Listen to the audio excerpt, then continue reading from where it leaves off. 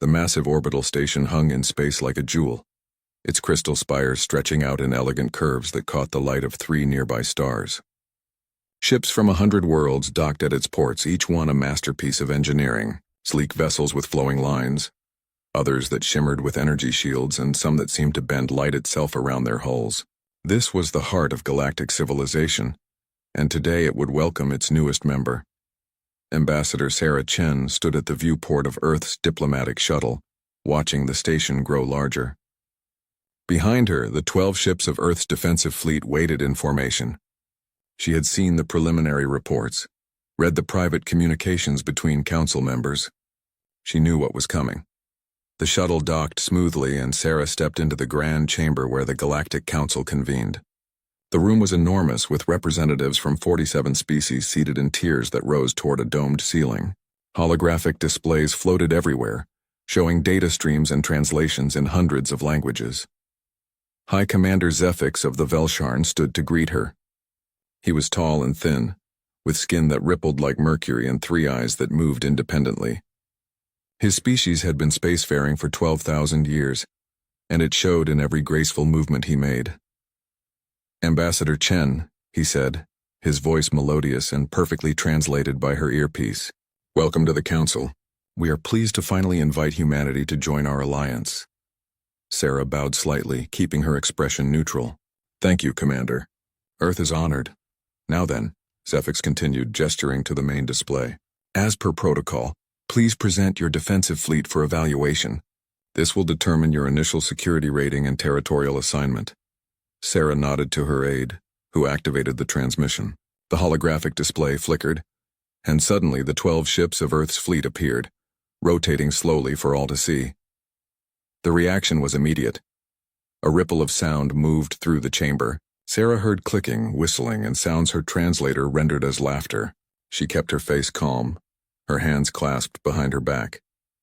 The ships did look crude compared to the vessels in the station's docks. They were boxy and utilitarian, with thick hulls covered in plates of armor. Their surfaces were gray and functional, with none of the elegant curves or shimmering fields that marked advanced vessels. They looked, Sarah had to admit, like flying warehouses. "These are your warships?" The question came from Ambassador Threll of the Kratheen, a warrior species covered in chitinous plates. Even he sounded amused. "They appear to be cargo haulers." More sounds of amusement echoed through the chamber. Sarah saw delegates leaning toward each other, exchanging comments. One of the insectoid representatives actually pointed at the display with a forelimb, his translator broadcasting something about primitive construction. High Commander Zefix raised a hand, calling for order. His expression was one of polite concern, but Sarah could see the condescension in his eyes. He approached the hologram, walking around it slowly. "Let us conduct a proper analysis," he said, pulling up data streams. "Propulsion system, fusion drives. Interesting. Most species abandoned fusion 7,000 years ago when we developed quantum displacement engines." He gestured, and the display zoomed in on one ship's hull. "Armor plating, physical armor, layers of metal and ceramic compounds." He turned to Sarah. "Ambassador, are you aware that modern vessels use energy shielding? It is far more efficient than carrying the weight of physical armor." "We are aware," Sarah said quietly. Zefix continued his examination. "Weapon systems appear to be primarily kinetic. Railguns and missile pods. No plasma cannons, no graviton beams, no quantum disruptors." He shook his head slowly. "These would barely penetrate modern shielding." Another delegate stood, a crystalline being whose voice chimed like bells. "If I may ask, what is the maximum velocity of these vessels?" Sarah's aide provided the data. The crystalline being's color shifted to what the translator indicated was amusement. "That is less than half the speed of our scout ships. These could never outrun a hostile force." "They are not designed to run," Sarah said. The words came out sharper than she intended. Zefix turned back to her, his expression softening into something Sarah recognized from her military days. It was the look a veteran gives a naive recruit. "Ambassador Chen, please understand. We are not mocking Earth. Every species goes through developmental stages. Your vessels are adequate for a pre-contact civilization, but now you are joining a larger community. You will have access to our technology databases. Within a generation, you can build proper warships." "These are proper warships," Sarah said. One of the Velsharn technicians spoke up. "Commander, I have completed the structural analysis. The hull thickness on these vessels is extraordinary. Some sections are over 3 meters of composite armor. That represents tremendous mass that could be better used for weapons or engines. Or shields," added another delegate. Zephyx pulled up a final assessment on the main display. Sarah read the conclusions, her jaw tightening. The analysis rated Earth's fleet as below minimum standards for modern warfare. It suggested that the vessels would be ineffective against any contemporary threat, and recommended that Earth be assigned low-priority territory in peaceful sectors until proper vessels can be constructed. "I trust you understand." "Ambassador," Zephyx said gently, "this is for your own protection. We will assign you a system in the outer arm, far from any hostile borders. You will have time to develop, to learn. In the meantime, the Council fleet will ensure your safety." Sarah took a deep breath. She had her orders from Earth. Accept the assignment, establish diplomatic relations, and above all avoid conflict. But standing here, listening to these beings dismiss a century of human engineering, made something hot burn in her chest. "We accept the assignment," she said formally. "But I want it noted in the official record that Earth considers its fleet adequate for any defensive action." Of course," Zephyx said, waving a hand dismissively. The gesture was so casual, so unconcerned that several delegates laughed again. The meeting concluded with formal ceremonies. Earth was given a star system called Hadrian's Star, 3 planets orbiting a yellow sun in a quiet sector. The territory came with mining rights and a small trading station. It was, Sarah knew, the kind of assignment given to species the Council considered harmless. As she left the chamber, a junior officer from the Council's technical division approached her. The young being was humanoid, with blue skin and large eyes. She introduced herself as Technician Lyra. "Ambassador Chen," Lyra said hesitantly. "I wanted to apologize for the reception. Some of the elder species can be set in their ways." Sarah managed to smile. "It's fine, Technician. We're used to being underestimated." "Still," Lyra continued, glancing back at the chamber, "I noticed something in your ship designs. The redundancy systems, the compartmentalization. It reminds me of deep-water vessels from my homeworld. Ships built for survival rather than speed." Sarah studied the young technician for a moment. "That's very perceptive. Yes, our ships are built to survive. Where we come from, survival is never guaranteed." Lyra nodded slowly. "I would like to learn more about human design philosophy if that is permitted." "I'll arrange it," Sarah said. She watched Lyra walk away, then turned back to the viewport where Earth's fleet waited in formation. Ugly, blocky, outdated ships by galactic standards. But they were human ships, built with human history behind every rivet and weld. She pressed her hand against the viewport's cold surface. "Let them laugh," she whispered. "We build things differently where we come from." Outside, the ESS Indomitable hung in space, its scarred hull reflecting starlight. Captain Marcus Webb stood on its bridge reading the Council's assessment report. He closed the file and smiled grimly. "They have no idea," he said to his first officer. "Not the slightest clue what these ships can do." The first officer nodded. "Should we be concerned about the mockery, sir?" Marcus looked at the tactical display, where the fleet was highlighted in blue. "No, let them think we're primitive. Let them think we're weak. Someday they'll learn the difference between looking advanced and being ready for war." He turned back to his crew. "Set course for Hadrian's Star. We have a territory to defend." The ESS Indomitable moved through space at what the Galactic Council considered a crawl. Captain Marcus Webb stood on the bridge watching the stars slide past on the main viewport. Behind him, the crew worked at their stations with practiced efficiency. The ship hummed with the steady rhythm of fusion engines, a sound that Marcus found comforting. A chime announced a visitor. Marcus turned to see Technician Lyra being escorted onto the bridge by his security chief. The young alien looked around with wide eyes, taking in the cramped space filled with physical consoles and manual controls. "Captain Webb," she said, bowing in the style her species used for greeting. "Thank you for allowing this visit. Ambassador Chen said you might show me your vessel." Marcus smiled. "Welcome aboard, Technician. I understand you're curious about how we build our ships."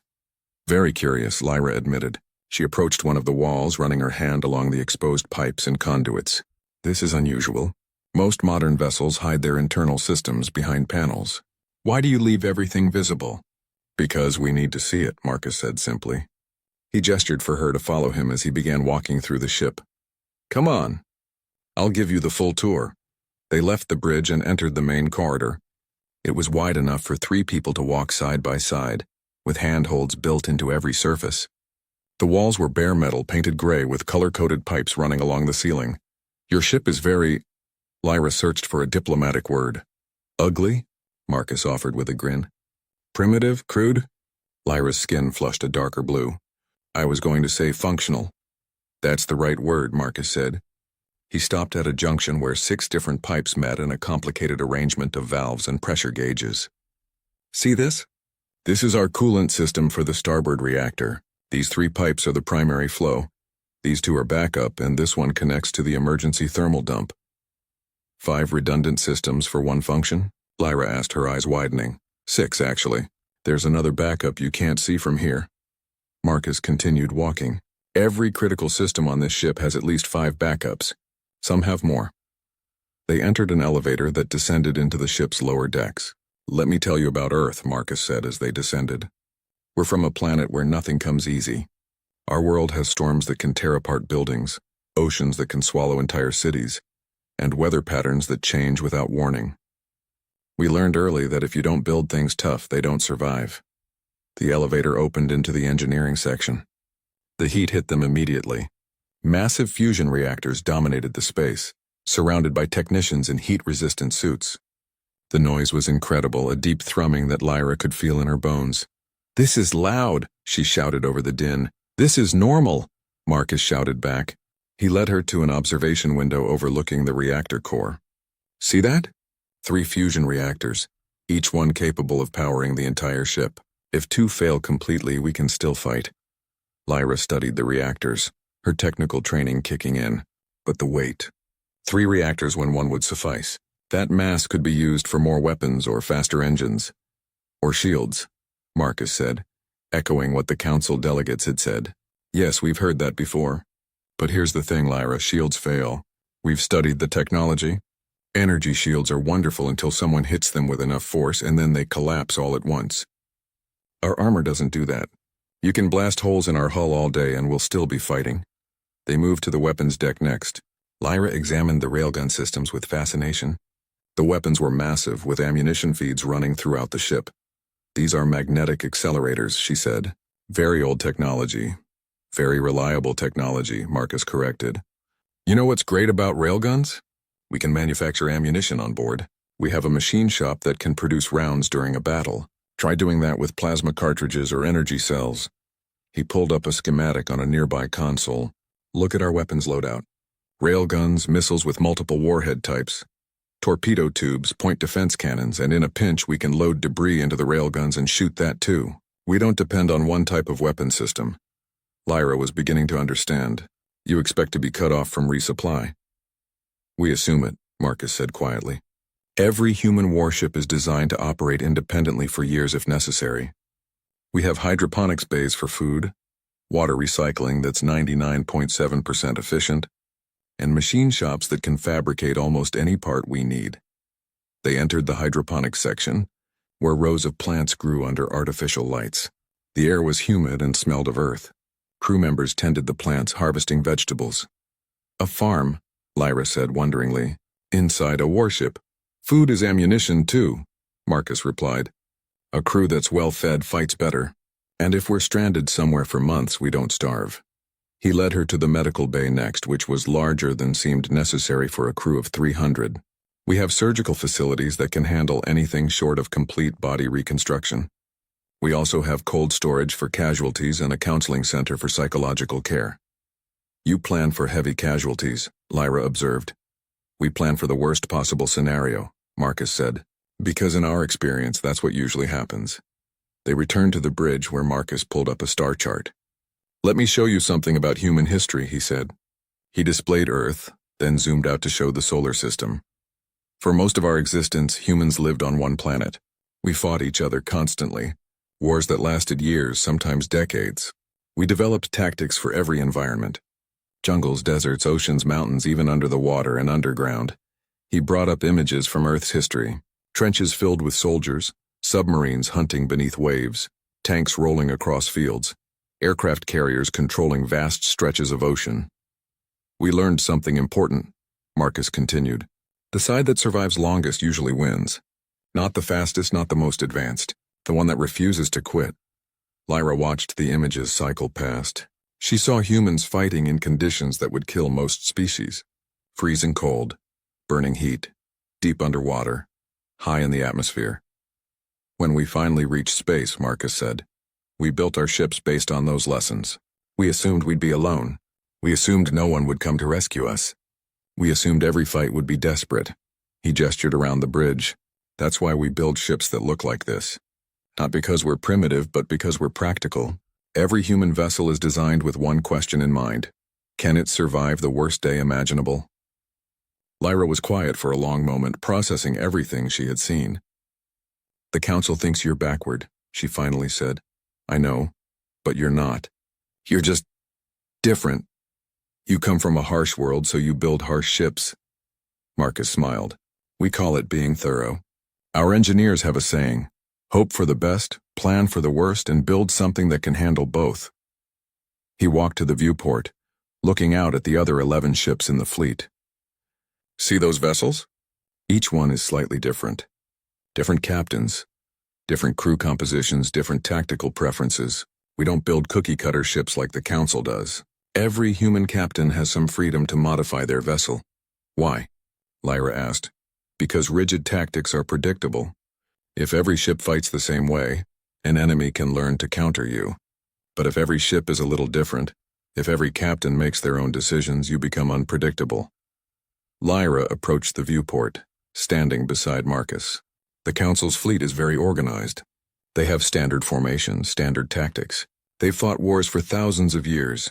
They've fought civilized wars, Marcus said. Wars with rules and expectations. Wars where both sides use similar technology and tactics. He turned to look at her. Humans don't know how to fight civilized wars. We're too used to fighting for survival. The comm system chimed. Captain, we're approaching Hadrian's star. Estimated arrival in 6 hours. Acknowledged, Marcus replied. He looked back at Lyra. You're welcome to stay and observe our arrival procedures if you'd like. I would, Lyra said. Captain Webb, may I ask you something? Of course. If the Council is wrong about your ships, why did you accept their assessment? Why not demonstrate your capabilities? Marcus was quiet for a moment. When he spoke, his voice was thoughtful. Because being underestimated is an advantage. If everyone thinks you're weak, they don't prepare for you being strong. Besides, we don't have anything to prove. Not yet, not yet, Lyra echoed. Marcus smiled, but it didn't reach his eyes. The galaxy is a big place, technician. Sooner or later, something dangerous is going to come along, something that the Council's elegant ships and refined tactics can't handle. And when that happens, everyone's going to learn what human ships are really built for. He turned back to his crew. All stations prepare for system entry. I want full sensor sweeps as soon as we drop out of FTL. Weapons to standby mode. Let's show our new home that Earth doesn't do anything halfway. Lyra watched the crew move with practiced precision. She thought about everything she had seen. The redundant systems, the practical design, the planning for worst-case scenarios. The Council had laughed at these ships, called them primitive and backward. But standing here on the Indomitable's bridge, watching humans prepare for arrival with Military F. The alert came 3 weeks after Earth's fleet arrived at Hadrian's star. Captain Marcus. Webb was reviewing supply reports when his communications officer suddenly stiffened at her station. Captain, priority alert from Council Central Command. They're broadcasting to all member fleets. On screen, Marcus ordered. The main viewport switched to show High Commander Zefix. The elegant Velsharn looked shaken, his skin rippling with colors that Marcus's translator identified as distress. All Council forces, this is a Code Apex emergency. An unknown hostile fleet has emerged from dark space at coordinates 773 Mark 12. 2 Council battle groups have engaged the enemy. Both battle groups have been destroyed. Total casualties are estimated at 40,000 personnel across 18 vessels. A cold feeling spread through Marcus's chest. 18 vessels destroyed. That was more firepower than most species possessed in their entire fleet. The hostiles are designated as devourers. Zefix continued. They appear to be artificial intelligences controlling automated warships. Their technology is extremely advanced. Energy weapons we've never encountered, adaptive shielding that learns from each attack, and targeting systems that predict our movements. The display showed footage from one of the destroyed Council ships. Marcus watched as sleek black vessels moved through space with impossible grace. They weren't just fast, they were precise. Each shot they fired hit exactly where it would do maximum damage. When Council ships tried to maneuver, the Devourers anticipated the movements and fired at where the ships would be, not where they were. It was slaughter, not battle. All territorial fleets are ordered to maintain defensive positions, Zefix said. Do not engage the Devourers unless directly attacked. We are assembling a response fleet at Council headquarters. Until then, border sectors are to evacuate all non-essential personnel. The transmission ended. Marcus's bridge was silent for a moment. Sir, his tactical officer said quietly. Those coordinates. The Devourers are moving along the outer arm. If they continue their current heading, they'll reach us in about 4 days, Marcus finished. He brought up the tactical map, studying the enemy's projected path. It cut right through human territory. Another transmission came through, this time from Ambassador Chen. Her face appeared on a smaller screen. Captain Webb, I assume you've seen the alert. Yes. Ambassador. High Commander Zefix has ordered us to evacuate Hadrian's Star. He says the Council fleet will mount a counterattack once they've assembled sufficient forces, but that could take weeks. We're supposed to abandon the colony. Marcus looked at the map again. Hadrian's Star had a population of 50,000, mostly miners and their families who had arrived on the first colony ships. What are your orders, Ambassador? Sarah Chen was quiet for a moment. Marcus could see her weighing her options, calculating political costs. Finally she spoke. Official orders are to comply with Council directives. Off the record, Captain, I didn't come all this way to abandon our people at the first sign of trouble. Marcus smiled grimly. Understood, Ambassador. Request permission to prepare the fleet for defensive operations. Permission granted. And Captain, try not to start an intergalactic incident? No promises, Marcus replied. The channel closed. Marcus turned to his crew. All hands battle stations. Communications. Send a message to all Earth vessels. We're staying. The bridge erupted into coordinated chaos. Crew members rushed to their combat positions. Throughout the ship, bulkheads sealed automatically. The Indomitable's reactors increased output, sending more power to weapons and sensors. Sir, incoming transmission from the Council. His communications officer reported. High Commander Zefix wants to speak with you. Put him through. Zefix appeared on the screen, his 3 eyes focused intently on Marcus. Captain Webb, I have been informed that your fleet is preparing for combat. Surely you received the evacuation order. We did, Marcus confirmed. We're choosing not to follow it. Zefix's skin rippled with what looked like frustration. Captain, I appreciate your courage, but your fleet stands no chance against the Devourers. They destroyed 2 battle groups equipped with the most advanced technology in the galaxy. Your vessels, as we established during your evaluation, are not up to modern standards. That evaluation was based on Council standards, Marcus said, not combat effectiveness. This is not bravado I'm hearing, is it? Zefix asked. Captain, please be reasonable. Those are your people on that colony. If you truly care about them, you'll evacuate them before the Devourers arrive. If we evacuate, we lose the territory, Marcus pointed out. We lose the mining operations, the infrastructure, everything we've built. The Devourers will fortify this position, and retaking it will cost thousands of lives. Better than the alternative, Zefix said sharply. I have seen the tactical data. The Devourers adapt to any strategy within minutes. They predict movements, counter-tactics, and overwhelm defenses. Your 12 ships cannot hold against 3 of their capital vessels. Marcus pulled up the Devourer footage again, studying it. They're predictive AI learning algorithms. They analyze patterns and exploit weaknesses. Exactly, Zefix said, which is why standard tactics are useless. We need time to develop new strategies. Or, Marcus said slowly, we need to use strategies they've never seen before. Zefix stared at him. You cannot be serious. Captain Webb, I am formally ordering you to evacuate. You have 24 hours to clear the system. After that, this sector will be classified as lost territory. Acknowledged, Marcus said. We'll be here when you change its classification back to secure. He cut the transmission before Zefix could respond. His first officer raised an eyebrow. That was diplomatically aggressive, sir. Diplomacy is the ambassador's job, Marcus replied. Ours is to hold this line. He activated the fleet-wide channel. All vessels, this is Webb. You've all seen the footage. You know what we're facing. I won't lie to you. This is going to be the hardest fight any of us have ever been in. He paused, looking at the faces of his bridge crew. They were scared. He could see that. But they were also determined. The Council thinks we can't win, Marcus continued. They think our ships are too old, too slow, too primitive.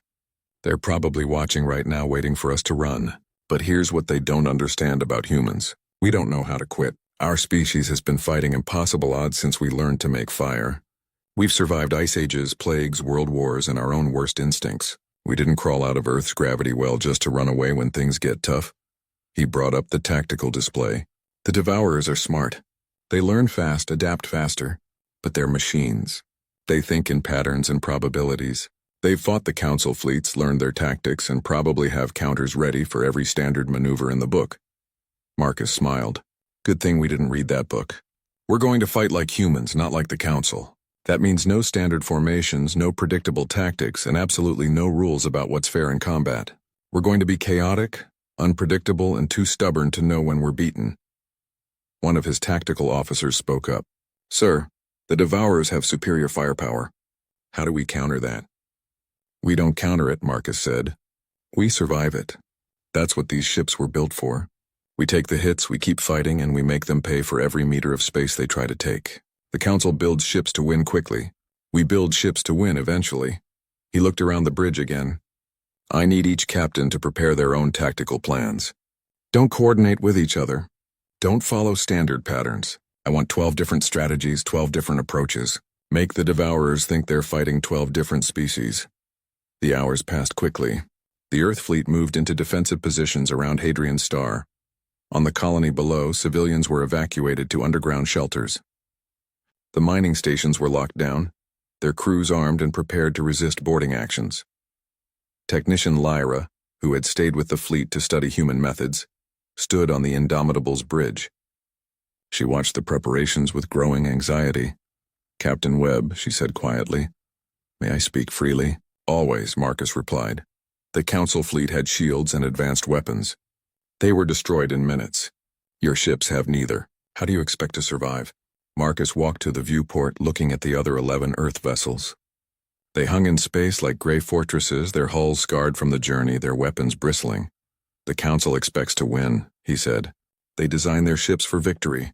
Clean, quick engagements where superior technology decides the outcome. But humans? We don't expect to win. We expect to fight. There's a difference. He turned to face her. Those ships out there have armor 3 meters thick. They have backup systems for their backup systems. They can manufacture their own ammunition, grow their own food, and operate for years without resupply. They weren't built to defeat enemies. They were built to outlast them. And if outlasting them isn't enough? Lyra asked. Marcus's expression hardened. Then we make sure that defeating us costs them more than they're willing to pay. In human military history, we have a saying. Victory is expensive, but defeat is free. We're going to make this tea. The Devourer ships moved like predators through space, their black hulls reflecting no light. They were beautiful in a terrible way, all sharp angles and flowing curves that seemed designed by something that understood death on an artistic level. As they closed on the human fleet, their weapons charged with a sound that registered on every sensor. Captain Marcus Webb watched them approach. Tactical, what are we seeing? 3 capital ships, sir. Each one is twice the size of our largest vessel. Energy readings are off the scale. They're powering up some kind of directed energy weapons. Shields are already active. Time to weapons range? 4 minutes at their current speed, sir. Marcus opened the fleet channel. All vessels maintain positions. Let them come to us. Remember, unpredictable means unpredictable. Don't follow my lead. Follow your instincts. The Devourers clearly expected the human ships to maneuver, to try the standard Council tactics of spreading out and using superior speed. Instead, the Earth fleet held position in a loose cluster around Hadrian's Star's largest moon. The Devourers' first attack was devastating. Beams of purple energy lanced out. Hitting the ESS Thermopylae square on, the energy should have vaporized the ship instantly. That's what it had done to Council vessels. Instead, the beam burned through the outer armor layers and then stopped, absorbed by the thick composite plating underneath. Thermopylae reporting damage to outer hull plates, the communications officer said. No breach. All systems operational. Marcus allowed himself a small smile. Return fire. All weapons. The human fleet opened up with everything they had. Railgun rounds, traveling at a significant fraction of light speed, slammed into the Devourer's shields. The shields flared and held, but the kinetic energy had to go somewhere. The Devourer's ships actually rocked from the impacts. Missiles followed, hundreds of them, each one taking a slightly different trajectory. The Devourer's point defense systems opened up, destroying most of the missiles. But not all. Dozens got through, detonating against the shields in brilliant flashes. They're adapting, the tactical officer reported. The Devourers are analyzing our fire patterns and adjusting their shields to compensate. Expected, Marcus said. Helm pattern web 7. The Indomitable didn't dart away like a council ship would have. Instead, it rotated in place, bringing fresh armor sections to face the enemy while its weapons continued firing. The maneuver was slow by galactic standards, but it was something the Devourers hadn't seen before. The other human ships each began their own unique movements. The ESS Yorktown accelerated directly at the Devourers, firing all weapons. The ESS Churchill went into a tumbling spin that should have made accurate fire impossible. Yet somehow its railguns kept hitting their targets. The ESS Stalingrad simply stopped moving entirely and became a stationary gun platform. The Devourer's AI tried to analyze the patterns. There were none. Each human ship fought differently, as if they were 12 separate fleets rather than one coordinated force. A Devourer beam caught the ESS Berlin, punching through armor that had already been weakened. The ship vented atmosphere, emergency bulkheads slamming shut. Berlin reporting casualties, communications said. They've lost weapons sections 3 and 4. Still fighting. The Berlin didn't retreat. Instead, it continued firing with its remaining weapons even as repair crews worked to seal the breach. The Devourer that had damaged it moved in for the kill shot. The ESS Moscow had been waiting for exactly this moment. It had been drifting, pretending to be more damaged than it was. Now it lit off its engines and crossed the distance to the Devourer at maximum acceleration. Instead of firing weapons, it rammed. 300,000 tons of human warship traveling at combat speed hit the Devourer's shield like a hammer. The shield held for almost a full second before collapsing.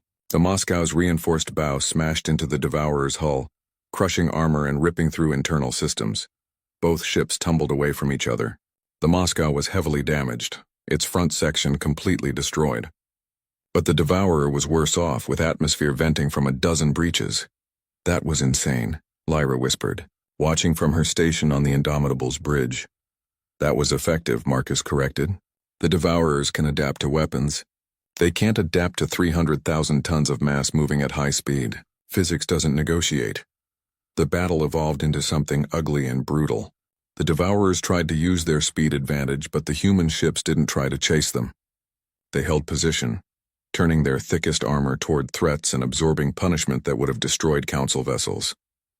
They're learning our weapons patterns, the tactical officer reported. Their shields are adapting to our railgun rounds. Switch to missiles with nuclear warheads, Marcus ordered, and load the railguns with depleted uranium rounds instead of tungsten. Change everything. Don't let them adapt. The ESS Indomitable shuddered as another energy beam hit it. Alarms blared. Damage to sections 8 through 12. We've lost our starboard reactor. Switch to port reactor. Engineering, how long to get starboard back online? Minimum 2 hours, Captain. You have 30 minutes, Marcus said. Throughout the ship, damage control teams were already moving, welding plates, replacing components, working with practiced efficiency. The Devourers changed tactics. They had learned that the human ships wouldn't run, so they tried to overwhelm them with concentrated fire. All 3 capital ships focused on the ESS Thermopylae. The ship's captain, Commander Sarah Rodriguez, saw it coming. All crew, brace for impact. Get everyone into the core sections. The Devourers fired simultaneously. Energy beams converged on the Thermopylae from 3 directions. The ship's armor glowed white-hot, then red, then began to fail. Sections of the hull were simply vaporized. But the Thermopylae didn't die cleanly. Its internal structure, built with compartmentalization in mind, kept the ship fighting even as pieces of it were destroyed. Its remaining weapons kept firing. Its crew kept fighting. Thermopylae is critical, communications reported. They're evacuating non-essential personnel to escape pods. Tell them to launch pods toward us, Marcus ordered. We'll recover survivors. This was something else the Devourers hadn't seen. Council ships, when damaged, retreated or died. Human ships fought until they were physically incapable of continuing, and even then they found ways to hurt the enemy. Commander Rodriguez, knowing her ship was dying, made one final decision. She ordered the reactor safeties disabled and set a collision course with the nearest Devourer. The Thermopylae's engines burned at maximum, pushing the dying ship forward. The Devourer tried to move, but the Thermopylae anticipated the maneuver. The AI predicted based on logical tactics. Rodriguez didn't use logic. She used instinct and rage and a very human refusal to die quietly. The Thermopylae hit the Devourer at full speed, and its reactors overloaded simultaneously. The explosion was visible from the colony below, a new sun burning in space for 3 full seconds. When the light faded, both ships were gone. Thermopylae destroyed, communications reported quietly. All escape pods away. 80% of the crew survived. Marcus closed his eyes for a moment. Recover the pods. And make those bastards pay for Sarah. The battle had been raging for 7 hours. The human fleet had been reduced to 8 operational vessels. But the Devourers had been reduced to 2 capital ships, both heavily damaged. Marcus studied the tactical display. The Devourer AI was learning, adapting, countering, but it was learning the wrong lessons. It expected logic, patterns, predictability. The humans gave it chaos. Open a channel to all ships, Marcus said. New orders. Every vessel is to fight independently. No coordination, no patterns. Captains, do whatever you think will work. Don't tell me, don't tell each other. Just hurt them. What followed was a masterclass in asymmetric warfare. The ESS Yorktown broadcast heavy metal music at full volume on all frequencies, then used the distraction to slip in close and unload its entire missile payload. The ESS Churchill pretended to have reactor failure, went dark, and waited until a Devourer approached before firing every weapon simultaneously at point-blank range. The ESS Indomitable, missing half its armor and down to 1 reactor, started using its railguns to shoot debris at the Devourers. Old armor plates, destroyed equipment, even frozen waste from the recycling systems. Anything with mass became a weapon. This is insane, Lyra said, watching humans fight with what seemed like complete disregard for military doctrine. This is human, Marcus replied. We don't fight wars like the Council. We fight wars like we're trying to survive the end of the world. One of the Devourer capital ships, having taken too much damage, attempted to retreat. The ESS Berlin and ESS Cairo, both heavily damaged themselves, pursued it. They harried it for 3 hours, taking shots whenever they could, refusing to let it escape. Eventually, the Devourer's shields failed, and the 2 human ships destroyed it with concentrated fire. The final Devourer capital ship, its AI finally reaching a conclusion, did something that shocked everyone watching from Council headquarters. It retreated. Not a tactical withdrawal, but a full retreat, jumping into FTL and abandoning the battle. For the first time in its observed existence, the Devourer fleet had run away. The silence on the Indomitable's bridge was deafening. Then slowly someone started clapping. Others joined. Within moments, the entire crew was cheering. Marcus, the emergency session of the Galactic Council, convened 6 hours after the battle ended. The chamber, usually filled with dignified conversation and carefully worded statements, was in chaos. Representatives from 47 species talked over each other, demanding answers, explanations, analysis. High Commander Zephyx stood at the center podium, his skin rippling with colors that indicated stress and confusion. Behind him, holographic displays showed footage from the battle at Hadrian's Star. The images played on repeat, showing human ships taking damage that should have been fatal and continuing to fight. Order, Zephyx called out, his voice amplified. I must have order. The chamber slowly quieted. Zephyx took a moment to compose himself before speaking. What we witnessed at Hadrian's Star should not have been possible. By every tactical analysis, every mathematical model, every piece of military doctrine we possess, the human fleet should have been destroyed within the first hour of engagement. He pulled up a tactical breakdown, The Devourer fleet consisted of 3 capital ships, each equipped with adaptive AI, energy weapons capable of penetrating standard shielding, and tactical processors that can predict enemy movements with 97% accuracy. This same force destroyed 2 of our battle groups, accounting for over 40,000 casualties. The chamber was silent now, every representative watching. The human fleet, Zefix continued, his voice carrying a note of something that might have been awe, consisted of 12 vessels using outdated fusion drives, no energy shielding, and primarily kinetic weapons. By our assessment standards, they were not equipped to face even a single modern warship, let alone 3 Devourer capital ships. He paused, looking around the chamber. They won. Not only did they win, but they forced the Devourers to retreat. This is the first documented case of a Devourer fleet withdrawing from combat. Ambassador Chen sat in Earth's designated section, watching Zefix struggle to explain what had happened. She had barely slept since the battle, coordinating recovery efforts and managing communications with Earth. But she wouldn't miss this session for anything. We need to understand their tactics, Admiral Threll of the Creathene said, standing from his seat. How did they defeat an enemy that adapted to every strategy we employed? Zefix brought up combat footage. From what we can determine, they didn't use tactics in the traditional sense. Each human vessel operated independently, with no central coordination after the initial engagement. The Devourer AI, which learns by analyzing patterns and predicting outcomes, found no patterns to analyze. He showed a clip of the ESS Churchill spinning wildly, while somehow maintaining accurate fire. This maneuver makes no tactical sense. It wastes energy, makes the ship harder to control, and should reduce weapons accuracy. Yet it worked because the Devourer AI had never encountered such an irrational approach. Another representative stood, this one a crystalline being from a species known for logic and mathematics. Commander Zefix, are you suggesting the humans won through randomness? Through chaos? Not randomness, Zefix replied carefully. Creativity, adaptability, a willingness to try approaches that our tactical computers would classify as inefficient or dangerous. He looked directly at Ambassador Chen. They fought like no species we have ever encountered. Another clip played, showing the ESS Moscow ramming the Devourer ship. The chamber filled with sounds of shock and dismay. Ramming attacks were considered primitive, desperate, wasteful. They sacrificed a vessel to damage the enemy, someone said. That is not tactics, that is desperation. No, Zefix said quietly. That was calculation. The Moscow's captain determined that a ramming attack would be more effective than continued weapons fire. He was correct. The Devourer ship never recovered from that damage. He looked around the chamber again. I believe it is time we acknowledge something difficult. The Galactic Council has been spacefaring for thousands of years. We have refined our warfare to an art form. We have elegant ships, powerful weapons, and sophisticated tactics.